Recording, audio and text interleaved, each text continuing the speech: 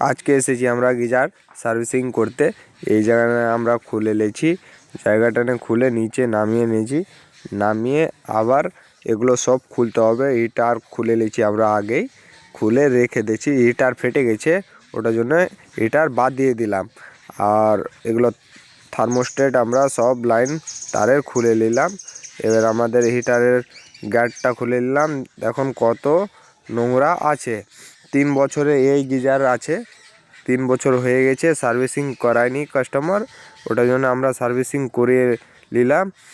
তারপরে দেখেন কত নোংরা বের হলো, অনেক নোংরা বের হবে। এগুলো সব আয়রন, জলে জমে যেটা আয়রন জমা হয় হিটারের সাথে, ওটার জন্য হিটার ফেটে গেছে, ওটার জন্য হিটারও আমরা বাদ দিয়ে দিলাম। নোংরা কতটি জমে আছে দেখতে পাচ্ছ। সার্ভিসিং করানো হয়নি, 3 বছর পর সার্ভিসিং করানো হচ্ছে। কাস্টমার বলছে 3 বছর হয়ে গেছে নেওয়া, একবারও সার্ভিসিং করানো হয়নি। তো আমরা বললাম কি 2 বছর পর পরই করতে হয় সার্ভিসিং। এই গিজার আমাদের সার্ভিসিং করা হয়ে গেছে। এই হিটারটা আমরা লাগিয়ে নেব।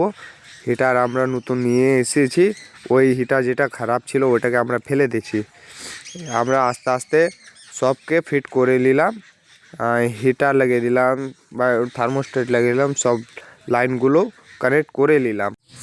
গিজারটা জাগুয়ারের গিজার আছে, আমাদের কাজ হয়ে গেল। আমরা সব ফিট করে নিলাম, করে টোরে আমরা যেই জায়গাতে ছিল ওই জায়গাতে আমরা লাগিয়ে নেব।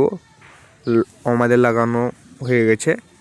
ভিডিও যদি ভালো লাগে লাইক সাবস্ক্রাইব কমেন্ট করে দিও।